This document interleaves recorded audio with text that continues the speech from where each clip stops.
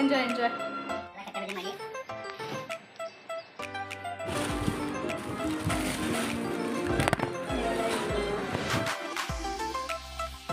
Hi friends, welcome back to the channel Manjushree general and kitchen. ಹೈವ್ಸ್ ಎಲ್ಲರೂ ಚೆನ್ನಾಗಿದ್ದೀರಾ ಅಂದ್ಕೊತೀನಿ. ನಿಮ್ಮ ಒಂದು ಪ್ರೀತಿ ಪ್ರೋತ್ಸಾಹದಿಂದ ನಾವು ಕೂಡ ಚೆನ್ನಾಗಿದ್ದೀವಿ. ಸೊ ಬೆಳಗ್ಗೆ ಇವತ್ತು ನಂದು ಆಲ್ಮೋಸ್ಟ್ ಬೆಳಗ್ಗೆ ರೂಟೀನ್ ಜಾಸ್ತಿ ಶೇರ್ ಮಾಡ್ತಾ ಇರ್ತೀನಿ. 9:20.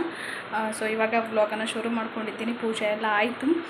ರೆಗ್ಯುಲರಾಗಿ ತೋರಿಸ್ತಾ ಇರ್ತೀನಿ, ಹಾಗಾಗಿ ಏನೂ ತೋರಿಸ್ಲಿಲ್ಲ. ಸೊ ಬನ್ನಿ ಇವತ್ತಿನ ವಿಡಿಯೋನ ಶುರು ಮಾಡೋಣ. ಶುರು ಮಾಡೋಕ್ಕೂ ಮುಂಚೆ ನನ್ನ ಚಾನಲ್ಗೆ ಇನ್ನೂ ಯಾರೆಲ್ಲ ಸಬ್ಸ್ಕ್ರೈಬ್ ಆಗಿಲ್ಲ ದಯವಿಟ್ಟು ಸಬ್ಸ್ಕ್ರೈಬ್ ಮಾಡಿಕೊಂಡು ಸಪೋರ್ಟ್ ಮಾಡಿ. ಯಾವುದೇ ಕಾರಣಕ್ಕೂ ಒಂದು ಲೈಕ್ ಕೊಡೋದನ್ನು ಕೂಡ ಮರಿಬೇಡಿ. ಹಾಗೆ ಕೊನೆವರೆಗೂ ನೋಡಿ, ಇಷ್ಟ ಆಗಿದರೆ ನಿಮ್ಮ ಫ್ರೆಂಡ್ಸ್ ಆ್ಯಂಡ್ ಫ್ಯಾಮಿಲಿಗೆ ಶೇರ್ ಮಾಡಿ. ಓಕೆನಾ? ಬನ್ನಿ ವ್ಲಾಗನ್ನು ಶುರು ಮಾಡೋಣ. ತುಂಬ ವೆಯ್ಟ್ ಲಾಸ್ ವಿಡಿಯೋ ತುಂಬ ಜನ ನೋಡಿದ್ದೀರಾ ಅಂತಲೇ ಹೇಳ್ಬೋದು. ಸೊ ನೆಕ್ಸ್ಟ್ ವಿಡಿಯೋದಲ್ಲಿ ವೆಯ್ಟ್ ಲಾಸ್ ಬಗ್ಗೆ ಇನ್ನೂ ಹೆಚ್ಚಿನ ಒಂದು ಇನ್ಫಾರ್ಮೇಷನ್ನ ತೊಗೊಂಡು ಬರ್ತೀನಿ. ಓಕೆನಾ? ಸೊ ಈಗ ಟಿಫಿನ್ ಮಾಡ್ತಾಯಿದ್ದೀನಿ. ಸ್ವಲ್ಪ ವಾಯ್ಸ್ ಕಡಿಮೆ, ಯಾಕಂದರೆ ಹಸ್ಬೆಂಡ್ ಮಲ್ಕೊಂಡಿರೋದ್ರಿಂದ ಸ್ವಲ್ಪ ನಿಧಾನವಾಗಿ ಮಾತಾಡ್ತಾ ಇದ್ದೀನಿ. ಸೊ ಇವತ್ತು ಪೂರಿ ಮಾಡ್ತಾಯಿದ್ದೀನಿ ಟಿಫಿನ್ಗೆ. ಸೊ ಬನ್ನಿ, ಕಂಪ್ಲೀಟ್ ಏನು ಶೇರ್ ಮಾಡಲ್ಲ, ನೋಡೋಣ ಏನಾಗುತ್ತೆ ಅಂತ ಹೇಳ್ಬಿಟ್ಟು.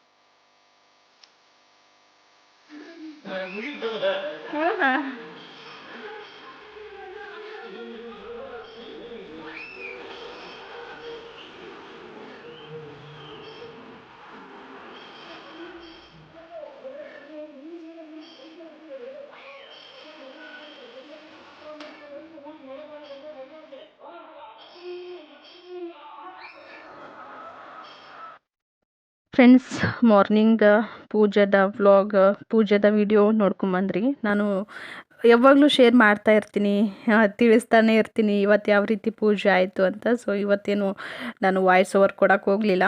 ಹಾಗೆ ತೆಂಗಿನಕಾಯಿ ಚಟ್ನಿ ಮಾಡಲಿಕ್ಕೆ ಅಂತ ಹೇಳ್ಬಿಟ್ಟು ತೆಂಗಿನಕಾಯಿ ಖಾಲಿಯಾಗಿತ್ತು.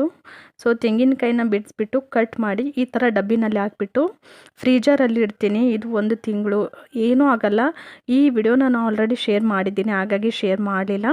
ಸೊ ಈ ರೀತಿ ತೆಂಗಿನಕಾಯಿನ ಕಟ್ ಮಾಡಿಬಿಟ್ಟು ಸೊ ಸ್ವಲ್ಪ ಚೆನ್ನಾಗಿ ತೊಳೆದ್ಬಿಟ್ಟು ನೀವು ಫ್ರಿಜ್ಜಲ್ಲಿ ಇಟ್ಬಿಟ್ರೆ 1 ತಿಂಗಳವರೆಗೂ ಏನೇನೂ ಆಗಲ್ಲ.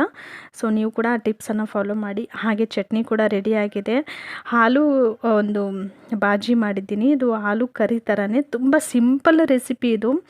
ಸೊ ನಾನು ಶೇರ್ ಮಾಡ್ತಾನೆ ಇರ್ತೀನಿ ಅಂತ ಹೇಳ್ಬಿಟ್ಟು ಈ ರೆಸಿಪಿಯನ್ನು ಶೇರ್ ಮಾಡೋಕ್ಕೆ ಹೋಗಲಿಲ್ಲ. ತುಂಬಾ ಚೆನ್ನಾಗಾಗಿತ್ತು, ಮಾತ್ರ ಸಖತ್ತಾಗಿತ್ತು. ಸೊ 1 ತಿಂಗಳಾಯಿತು ಪೂರಿ ತಿಂದಿರಲಿಲ್ಲ. ಸೊ ತಿಂಗಳಿಗೆ ಒಂದೇ ಸಲ ನಾನು ಪೂರಿ ಮಾಡೋದು. ಕೆಲವೊಂದು ಸಲ 3 ತಿಂಗಳಾಗಿಬಿಟ್ಟಿರುತ್ತೆ, 4 ತಿಂಗಳಾಗಿರುತ್ತೆ. ಸೊ ಇವಾಗ ನಾನು ಅಂದರೆ 1 ತಿಂಗಳಿಗೆ ಒಂದು ಸಲನಾದರೂ ಪೂರಿ ಹಸ್ಬೆಂಡ್ಗೆ ಮಾಡಿಕೊಡೋಣ ಅಂತ, ಅವ್ರಿಗೆ ಫೇವ್ರೇಟ್ ಇದು. ಹಾಗಾಗಿ ಚಟ್ನಿ, ಹಾಲು ಪಲ್ಯ ಹಾಗೆ ಪೂರಿ ಇಷ್ಟನ್ನು ಮಾಡಿದ್ದೀನಿ. ಸೊ ಇವಾಗ ಟಿಫಿನ್ ಮಾಡಬೇಕು. ತುಂಬ ಚೆನ್ನಾಗಿ ಬಂದಿದೆ ಅಲ್ವಾ? ಸೊ ಇದೆಲ್ಲ ರೆಸಿಪಿನೂ ನಾನು ಆಲ್ಮೋಸ್ಟ್ ಮಾಡಿದಾಗ ಒಂದು ಸಲ ಶೇರ್ ಮಾಡ್ತಾನೆ ಇರ್ತೀನಿ. ಇತ್ತೀಚೆಗೆ ಕಡಿಮೆ ಮಾಡಿದ್ದೀನಿ ರೆಸಿಪಿಗಳನ್ನು ಶೇರ್ ಮಾಡೋದು. ತುಂಬ ಶೇರ್ ಮಾಡೇ ಇಲ್ಲಪ್ಪ ಈ ರೆಸಿಪಿ ಅನ್ನೋದಿದ್ರೆ ಮಾತ್ರ ಶೇರ್ ಮಾಡಿರ್ತೀನಿ. ಟಿಫಿನೆಲ್ಲ ಆಯಿತು. ನಿನ್ನೆ ದಿನ ಒಂದು ಪಾರ್ಸಲ್ ಬಂದಿತ್ತು ಮೀಶೋಯಿಂದ. ಸೊ ಅದನ್ನು ನಾನು ಅನ್ಬಾಕ್ಸ್ ಮಾಡಿದ್ದೀನಿ ಆಲ್ರೆಡಿ. ಸೊ ಇವಾಗ ತೋರಿಸ್ತಾ ಇದ್ದೀನಿ, ನೋಡ್ಬೋದು ನಿಮಗೆ ಕಂಪ್ಲೀಟಾಗಿ ತೆಗೆದುಬಿಟ್ಟು. ನಾನು ಓಪನ್ ಏನೂ ಮಾಡಿಲ್ಲ ಇನ್ನೂ. ಸೊ ಹಾಗೆ ಇದರಿಂದ ನಿಮಗೆ ಒಂದು ಇನ್ಫಾರ್ಮೇಷನ್ ಕೂಡ ಸಿಗುತ್ತೆ. ಸೊ ಜನಗಳು ಯಾವ ರೀತಿ ಎಲ್ಲ ಮೋಸ ಮಾಡ್ತಾರೆ ಅಂತ ನಮಗೆ ಗೊತ್ತೇ ಆಗಲ್ಲ. ಸೊ ನಿಜ ಹೇಳಬೇಕು ಅಂತ ಇದ್ದರೆ ನಮ್ಮವರೇ ನಮಗೆ ಮೋಸ ಮಾಡ್ತಾರೆ ಅಂತ ಅನ್ಕೊತಿರ್ತೀವಿ, ಆದರೆ ಹೊರಗಿನವರು ಸಹ ಕೆಲವೊಂದು ಸಲ ಮೋಸ ಮಾಡ್ತಾರೆ. ಸೊ ಹಾಗಾಗಿ ಸ್ವಲ್ಪ ಹುಷಾರಾಗಿರೋದು ಒಳ್ಳೆಯದು ಅಂತ ನನ್ನ ಅನಿಸಿಕೆ.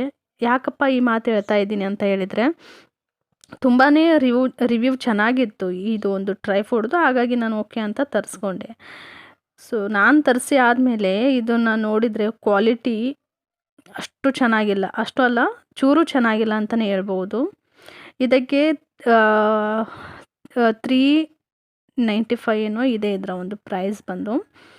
ಸೊ ನನಗೇನು ಇದು ಒಂಚೂರು ಇಷ್ಟ ಆಗಲಿಲ್ಲ. ನೀವು ಯಾರು ಕೂಡ ಈ ಒಂದು ಟ್ರೈಫೋಡ್ ಮಾತ್ರ ಮೀಶೋದಲ್ಲಿ ತರಿಸ್ಲಿಕ್ಕೆ ಹೋಗಬೇಡಿ ಅಂತಲೇ ಹೇಳ್ತೀನಿ ನಾನು. ಯಾಕಂದರೆ ನಾನು ಸುಮಾರು ಪ್ರಮೋಟ್ ಮಾಡ್ತಾನೆ ಇರ್ತೀನಿ ಮೀಶೋದ ಪ್ರಾಡಕ್ಟ್ಸ್ ಎಲ್ಲನೂ ಚೆನ್ನಾಗಿದೆ ಅಂತಲೇ ಹೇಳ್ತಾ ಇರ್ತೀನಿ. ಬಟ್ ಟ್ರೈಫೋಡ್ ಮಾತ್ರ ತುಂಬ ವರ್ಸ್ಟ್ ಅಂತಲೇ ಹೇಳ್ಬೋದು ಕ್ವಾಲಿಟಿ. ಏನಾದರೂ ಸ್ವಲ್ಪ ನಾವು ಜಾಸ್ತಿ ಭಾರ ಹಾಕಿದರೆ ಕಟ್ ಅಂತ ಮುರಿದೇ ಬಿಡುತ್ತೆ ಅದು. ಸೊ ಹಾಗಾಗಿ ಆವತ್ತಿನ ದಿನವೇ ನಾನು ಇದನ್ನು ರಿಟರ್ನ್ ಹಾಕಿಬಿಟ್ಟೆ, ತೊಗೊಂಡೋದ್ರು. ಇದನ್ನು ಬಳಸ್ತಾ ಇಲ್ಲ. ನನಗೆ ಕುಕ್ಕಿಂಗ್ ವಿಡಿಯೋಸ್ ಮಾಡಲಿಕ್ಕೆ ಮತ್ತು ರೀಲ್ಸ್ ಮಾಡಲಿಕ್ಕೆ ಸ್ವಲ್ಪ ಇಂಪಾರ್ಟೆಂಟ್ ಆಗಿತ್ತು ಇದು ಟ್ರೈಫೋಡ್. ನನ್ನ ಹತ್ರ ರಿಂಗ್ ಲೈಟ್ ಇದೆ ಅಲ್ವಾ, ರಿಂಗ್ ಲೈಟ್ ಟ್ರೈಫೋಡು ವಿತ್ ಟ್ರೈಫೋಡು. ಸೊ ಅದು ನನಗೆ ರಿಂಗ್ ಲೈಟು ಸ್ವಲ್ಪ ಅಡಚಣೆ ಆಗುತ್ತೆ ಕೆಲವೊಂದು ಸಲ ರೆಸಿಪಿಗಳೆಲ್ಲ ಮಾಡಬೇಕಾದ್ರೆ. ಇದು ಆದರೆ ರಿಂಗ್ ಲೈಟ್ ಇರಲ್ಲ, ಆರಾಮಾಗಿ ಯೂಸ್ ಮಾಡ್ಕೊಳ್ಬೋದು, ರೀಲ್ಸ್ಗೂ ಬರುತ್ತೆ ಅಂತ ಹೇಳ್ಬಿಟ್ಟು ನಾನು ತರಿಸ್ಕೊಂಡಿದ್ದು. ನೋಡಿ ಆಲ್ರೆಡಿ ಕೆಳಗಡೆ ಯಾವ ರೀತಿ ಕಟ್ಟಾಗಿದೆ ಅಂತ ಹೇಳ್ಬಿಟ್ಟು. ಸೊ ಹಸ್ಬೆಂಡು ಬೇಡ ರಿಟರ್ನ್ ಕೊಟ್ಬಿಡು, ನೋಡೋಣ ಹೊರಗಡೆ ಸಾಧ್ಯ ಆದರೆ ತೊಗೊಳ್ಳೋಣ ಅಂತ ಹೇಳಿದರು. ಹಾಗಾಗಿ ಇದನ್ನು ರಿಟರ್ನ್ ಮಾಡಿದೆ ನಾನು. ಅಲ್ಲಿ ಕೆಲವೊಂದು ಸಲ ಯಾವ ರೀತಿ ಅಂತ ಹೇಳಿದರೆ ರಿವ್ಯೂವನ್ನು ಅವರೇ ಕೊಟ್ಕೊಂಡಿರ್ತಾರೆ. ಸೊ ಅದನ್ನು ನಾವು ನಂಬಿಬಿಡ್ತೀವಿ. 1000ಕ್ಕೂ ಹೆಚ್ಚು ಜನ ತೊಗೊಂಡಿರೋರಿದ್ದರೆ ಮಾತ್ರ ನಾನು ಅಲ್ಲಿ ಏನಾದರೂ ಬೈ ಮಾಡಿರ್ತೀನಿ, ಇಲ್ಲಾಂದರೆ ಇಲ್ಲ. ನೋಡಿ ಇದು ಕ್ವಾಲಿಟಿ ಅಷ್ಟೊಂದು ಸರಿ ಇಲ್ಲ. ಒಂದೆರಡು ಸಲ ಫೋನನ್ನು ಹಾಕ್ಬಿಟ್ಟು ತೆಗೆದ್ರೆ ಮುರಿದೇ ಹೋಗುತ್ತೆ, ಅಷ್ಟು ಚೆನ್ನಾಗಿಲ್ಲ ಕ್ವಾಲಿಟಿ. ಸೊ ಹಾಗಾಗಿ ಅದೊಂದು ಇನ್ಫಾರ್ಮೇಷನ್ ಕೊಡಬೇಕಾಯಿತು. ನೋಡಿಬಿಟ್ಟು ತರಿಸ್ಕೊಳ್ಳಿ. ಮಧ್ಯಾಹ್ನ ಅಡುಗೆ ಏನೂ ಶೇರ್ ಮಾಡಲಿಲ್ಲ. ಸೊ ಊಟ ಎಲ್ಲ ಆಯಿತು, ಪಾತ್ರೆ ತೊಳೆದಿಟ್ಟಿದ್ದೆ, ಅದನ್ನು ಜೋಡಿಸಿರಲಿಲ್ಲ. ಸೊ ಇವಾಗ ಎಲ್ಲ ಪಾತ್ರೆನೂ ಜೋಡಿಸ್ತಾ ಇದ್ದೀನಿ. ಸೊ ಹಸ್ಬೆಂಡು ಕೂಡ ಮನೆಯಲ್ಲೇ ಇದ್ದರು, ಹಾಗಾಗಿ ಅವ್ರ ಜೊತೆ ಮಾತಾಡ್ತಾ ಕೆಲಸ ಮಾಡ್ತಾಯಿದ್ದೀನಿ. ಅವ್ರ ಮನೇಲಿದ್ದರೆ ಟೈಮ್ ಹೋಗಿದ್ದೇ ಗೊತ್ತಾಗಲ್ಲ ನನಗೆ. ಅವ್ರದ್ದು ಎಷ್ಟೇ ಕೆಲಸ ಇದ್ದರೂ ಸಹ ನನಗೆ ನನ್ನ ಜೊತೆನೂ ಕೂಡ ಟೈಮ್ ಸ್ಪೆಂಡ್ ಮಾಡ್ತಾ ಇರ್ತಾರೆ.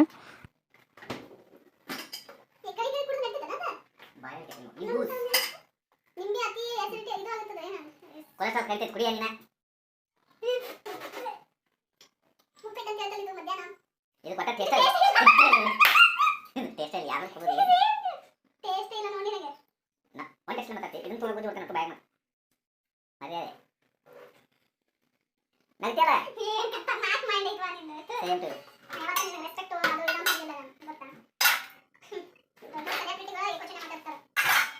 ನಾ ಸೆಲೆಬ್ರಿಟಿ ಅಲ್ವಾಪ್ಪ, ಇದೆಲ್ಲ ಕಟ್ ಮಾಡ್ತೀನಿ, ನಾಯಿ ಹಾಕೋದಿಲ್ಲ, ಮಾತಾಡೋದು ನಾಯಿ ಸೆಲೆಬ್ರಿಟಿ ಅಲ್ಲ.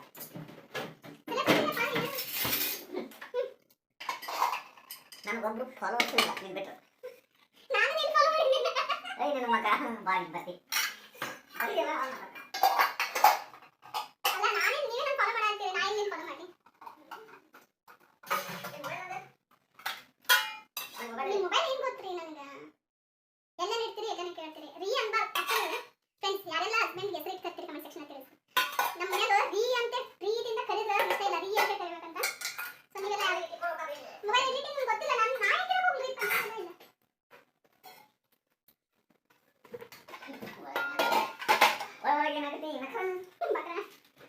ಮೊಬೈಲ್ ಕೊಡೆ ಬಕ್ರಾ ಬಕ್ರಾಗಿದ್ ನೀವು ನಾಯಿ ಅಂತ ಕೊಡಕ್ಕೆ ಹೋಗಿ ಕಾಲ್ ಮಾಡಿ. ಇಲ್ಲ ಮೊಬೈಲ್ ಇಲ್ಲ, ಇಲ್ಲಿ ಇಲ್ಲಿ ಯಾಕೆ ನೀವು ಬಂದಿದ್ದೀರಾ? ಮತ್ತೆ ಎಲ್ಲಿದೆ? ನಾ ಇಟ್ಟಿಲ್ಲ ಮೊಬೈಲ್.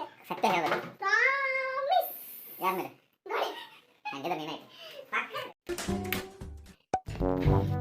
ನಾನು ನಿಮ್ಮ ಮೊಬೈಲ್ ಕೆಲಸ ನಂದೇ, ನನ್ನ ಕೆಲಸ ಸಿಕ್ಕಾಪಟ್ಟೆ ಇರ್ತೈತಿ. ನಿಮ್ಮ ಮೊಬೈಲ್ ಅಲ್ಲ, ನಿಮ್ಮ ಮೊಬೈಲ್ ಎಲ್ಲ ನಾನು ಎಲ್ಲಿ ಬಚ್ಚಿಟ್ಟು ಪ್ಯಾಕ್ ಮಾಡಕ್ಕೆ ಹೋಗ್ಲಿ, ನನಗೆ ಅಷ್ಟು ಟೈಮು ಇಲ್ಲ ರೀ.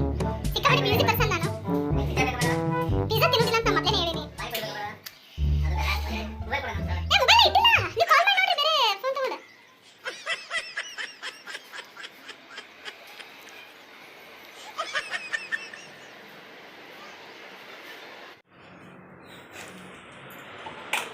ಹೆಲ್ಪ್ ಮಾಡಿಲ್ಲ, ಹೋಗ್ಬಿಡ್ತೀನಿ ಹೊರಗೆ. ಫ್ರೆಂಡ್ಸ್ ನೋಡ್ಬೋದು, ಇಲ್ಲಿ ನೋಡ್ಬೋದು, ನಾನು ಇಷ್ಟು ನೀಟಾಗಿ ಬೆಡ್ ಎಲ್ಲ ರೆಡಿ ಮಾಡಿರ್ತೀನಿ, ಮತ್ತೆ ಮಲ್ಕೊಂಡು ಎದ್ದು ಗಜಿಬಿಜಿ ಮಾಡಿಬಿಡ್ತಾರೆ. ಬೆಳಗ್ಗೆ ಒಂದು ಟೈಮ್ ಲೇಟಾಗಿ ಎದ್ದವ್ರೆ ಮಾಡ್ಬೇಕಂತ ಹೇಳಿರ್ತೀನಲ್ಲ, ಸೊ ಅವರೇ ಒಂದು ಸ್ವಲ್ಪ ನೀಟ್ ಮಾಡಿರ್ತಾರೆ. ಸೊ ಇವತ್ತು ಸಂಡೇ ನಿಮ್ಗೆ ಲೇಟಾಗಿ ಸಿಗ್ಬೋದು. ರೀ ನಿಮ್ಮ ಮೊಬೈಲ್ ನನಗೆ ಆ್ಯಕ್ಚುಲಿ ಗೊತ್ತಿಲ್ಲ, ಯಾಕ್ರಿ ಅದು ಇವತ್ತು ನಿಮ್ಗೆ ಫೋನ್ ಸಿಗೋದಿಲ್ಲ, ಹುಡುಕಕ್ಕೆ ಹೋಗ್ಬೇಡ್ರಿ. ಸಿಕ್ತಾ ಫ್ಲಾಪ್ ಆಯ್ತು ನನ್ನ ಫ್ರ್ಯಾಂಕ್, ಯಾವಾಗಲೂ ಫ್ಲಾಪ್ 100%. ತುಂಬ ರಿಕ್ವೆಸ್ಟೆಡ್ ವಿಡಿಯೋಗಳಲ್ಲಿ ಇದು ಒಂದು ಸಹ. ಅಣ್ಣ ನೀವು ಯಾವ ರೀತಿ ಮನೆಯಲ್ಲಿ ನ್ಯಾಚುರಲ್ ಆಗಿ ಮಾತಾಡ್ತೀರಾ, ಕಾಮಿಡಿ ತುಂಬ ಚೆನ್ನಾಗಿ ಮಾಡ್ತಾರೆ ಅಣ್ಣ ಅಂತ ತುಂಬ ಇಷ್ಟಪಡ್ತೀರಾ. ಹಾಗಾಗಿ ನಾನು ಇವತ್ತು ಜಾಸ್ತಿ ಏನು ಎಡಿಟ್ ಮಾಡೋಕ್ಕೆ ಹೋಗಿಲ್ಲ, ತುಂಬ ಇಷ್ಟಪಡ್ತೀರಾ ಅಂತ ಹೇಳ್ಬಿಟ್ಟು ಹಾಗೆ ಶೇರ್ ಮಾಡಿದ್ದೀನಿ. ಜಾಸ್ತಿ ಏನು ಎಡಿಟ್ ಎಲ್ಲ ಮಾಡೋಕ್ಕೆ ಹೋಗಲಿಲ್ಲ. ಸೊ ಅವರ ಮೊಬೈಲ್ ಬಚ್ಚಿಟ್ಟಿದ್ದೆ. ಅದು ಒಂದು ಸ್ವಲ್ಪ ನನಗೆ ಕ್ರೇಜ್ ಅದು ಯಾವಾಗ್ಲೂ ಅವ್ರ ಫೋನ್ ಬಚ್ಚಿಟ್ಟು ಸ್ವಿಚ್ ಆಫ್ ಮಾಡಿ ಅಥವಾ ಸೈಲೆಂಟ್ ಇಟ್ಟು ಬಚ್ಚಿಟ್ಬಿಡ್ತೀನಿ. ಸೊ ಅವ್ರು ಹುಡ್ಕೋದ್ರಲ್ಲಿ ನನಗೊಂದು ಮಜಾ ಸಿಗುತ್ತೆ. ಕೊನೆಗೂ ಸಿಕ್ತು ಅವ್ರ ಫೋನು. ಹಾಗೆ ಹೊರ್ಗಡೆ ಹೋಗ್ತಾಯಿದ್ರು, ಏನಾದರೂ ತರ್ತೀನಿ ಪಿಜ್ಜಾ ಅದೆಲ್ಲ ಅಂತ. ಪಿಜ್ಜಾ ಎಲ್ಲ ತಿನ್ನಲ್ಲ, ಬೇಡ ಅಂತ ಹೇಳಿದೆ. ಸೊ ಮುಂಚೆ ಎಲ್ಲ ಅಂದರೆ 1 ವರ್ಷ ಆಯ್ತಂತ ಅನಿಸುತ್ತೆ ಸಿಕ್ಕಾಪಟ್ಟೆ ತಿಂತಾಯಿದ್ವಿ. ಇವಾಗೇನು 6 ಮಂತ್ಸಿಗೆ ಒಂದು ಸಲ ಪಿಜ್ಜಾ ತಿನ್ನೋದು ಕಷ್ಟನೇ. ಸೊ ಅದ್ರ ಬಗ್ಗೆ ತಿಳ್ಕೊಂಡ್ಮೇಲೆ ಜಾಸ್ತಿ ತಿನ್ನೋದು ರಿಸ್ಕ್ ಅಲ್ವಾ, ಹಾಗಾಗಿ. ಸೊ ಹಾಗೆ ಸಾಯಂಕಾಲ ಫೇಸ್ ವಾಶ್ ಮಾಡಿಬಿಟ್ಟು ಸೊ ಇವಾಗ ನಿವ್ಯಾ ಕ್ರೀಮನ್ನು ಅಪ್ಲೈ ಮಾಡ್ತಾ ಇದ್ದೀನಿ. ತುಂಬ ದಿನ ಆಯ್ತಲ್ವಾ, ಸೊ ಇದು ಸ್ಕಿನ್ ಕೇರ್ನು ಏನು ಶೇರ್ ಮಾಡೋಕ್ಕೆ ಹೋಗಿಲ್ಲ, ಹಾಗಾಗಿ. ಸೊ ಫೇಸ್ ವಾಶ್ ನಾನು ಯಾವುದ್ರಲ್ಲೇ ಮಾಡ್ತೀನಿ ಅಂದರೆ, ಮುಂಚೆ ನಾನು ನಿವ್ಯಾ ಒಂದು ಫೇಸ್ ವಾಶನ್ನು ಯೂಸ್ ಮಾಡ್ತಾಯಿದ್ದೆ. ಅದಾದಮೇಲೆ ನಾನು ಇವಾಗ ಚಾರ್ಕೋಲ್ ಸೋಪನ್ನು ಯೂಸ್ ಮಾಡ್ತಾಯಿದ್ದೀನಿ. ಸಖತ್ ರಿಸಲ್ಟ್ ಬರುತ್ತೆ.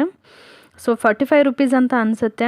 ಸೊ ಖಂಡಿತ ಟ್ರೈ ಮಾಡಿ. ಅಪೋಲೋದಲ್ಲಿ ಕೂಡ ಇವಾಗ ಆಫರೆಲ್ಲ ಇದೆ, ಅಲ್ಲಿ ಕೂಡ ಸಿಗುತ್ತೆ, ತೊಗೊಳ್ಳಿ. ಹಾಗೆ ಲಿಪ್ ಬಾಮ್ ಕೂಡ ಅಪ್ಲೈ ಮಾಡ್ತಾ ಇದ್ದೀನಿ. ಇವೆರಡೇ ನನ್ನ ಪ್ರಾಡಕ್ಟ್ಸ್, ಮತ್ತು ಯಾವುದು ಕೂಡ ನಾನು ಅಪ್ಲೈ ಮಾಡಲ್ಲ ಡೈಲಿ. ಇಷ್ಟೇ ಸಿಂಪಲ್ ನಾನು ರೆಡಿ ಆಗೋದು. ಹಾಗೆ ಏನಾದರೂ ಸ್ನ್ಯಾಕ್ಸ್ ಮಾಡಬೇಕು ಅಂತ ಅನ್ನಿಸ್ತು, ಹಾಗಾಗಿ ಮಸಾಲ ಪಾಪಡ್ ಮಾಡೋಣ ಅಂತ ಹೇಳ್ಬಿಟ್ಟು ಮಸಾಲ ಪಾಪಡ್ ಮಾಡ್ತಾಯಿದ್ದೀನಿ. ಸೊ ಇದು ಎಣ್ಣೆಯಲ್ಲಿ ಕರಿಯೋಕ್ಕಿಂತಲೂ ಈ ರೀತಿ ಒಂದು ಹೆಂಚನ್ನು ಕಾಯಲಿಕ್ಕೆ ಇಟ್ಟು ಅದ್ರ ಮೇಲೆ ಪಾಪಡ್ ಇಟ್ಬಿಟ್ಟು ಚೆನ್ನಾಗಿ ಬಟ್ಟೆಯಿಂದ ಪ್ರೆಸ್ ಮಾಡಿದರೆ ತುಂಬ ಚೆನ್ನಾಗಿ ಪಾಪಡ್ ರೆಡಿ ಆಗುತ್ತೆ.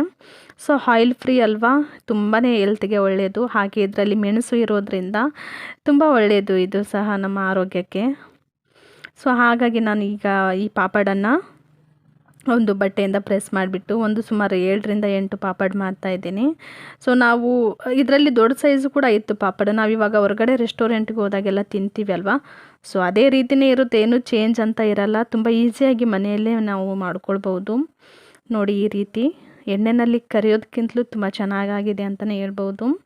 ಹಾಗೆ ಇಲ್ಲಿ ನಾನು ಟೊಮೆಟೊ, ಈರುಳ್ಳಿ, ಕೊತ್ತಂಬರಿ ಸೊಪ್ಪು, ಗರಂ ಮಸಾಲ ಅಂದರೆ ಚಾಟ್ ಮಸಾಲ, ಉಪ್ಪು, ಖಾರ ಇಷ್ಟನ್ನು ಹಾಕಿಬಿಟ್ಟು ಕೊತ್ತಂಬರಿ ಸೊಪ್ಪು ಸಣ್ಣದಾಗಿ ಹೆರ್ಚಬೇಕು. ಸೊ ಈರುಳ್ಳಿ ಸ್ವಲ್ಪ ದಪ್ಪದಾಗಿ ಕಟ್ ಮಾಡಿದ್ದೀನಿ ಅನ್ನಿಸ್ತು ನನಗೆ. ಸೊ ಈ ರೀತಿ ನಾವು ರೆಡಿ ಮಾಡ್ಕೊಂಡ್ಬಿಟ್ಟು ಪಾಪಡ್ ಮೇಲೆ ಹಾಕಿದರೆ ಸಾಕು.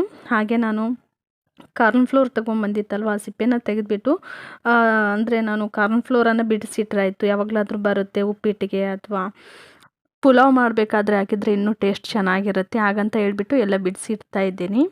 ಸೊ ನೋಡಿದ್ರೆಲ್ಲ ಫ್ರೆಂಡ್ಸ್, ಇವತ್ತಿನ ವ್ಲಾಗ್ ಯಾವ ರೀತಿ ಇತ್ತು ಅಂತ ತಪ್ಪದೆ ಕಮೆಂಟ್ ಸೆಕ್ಷನಲ್ಲಿ ತಿಳಿಸಿ. ಇಷ್ಟ ಆಗಿತ್ತು ಅಂದರೆ ನಿಮ್ಮ ಫ್ರೆಂಡ್ಸ್ ಆ್ಯಂಡ್ ಫ್ಯಾಮಿಲಿಗೆ ಶೇರ್ ಮಾಡಿ. ಹೊಸಬ್ ನೋಡ್ತಾ ಇದ್ದರೆ ಸಬ್ಸ್ಕ್ರೈಬನ್ನು ಮಾಡ್ಕೊಳ್ಳಿ. ನೆಕ್ಸ್ಟ್ ವ್ಲಾಗಲ್ಲಿ ಸಿಗ್ತೀನಿ. ಅಲ್ಲಿವರೆಗೂ ಎಲ್ಲರೂ ಖುಷಿಯಾಗಿರಿ. Thanks for the watch.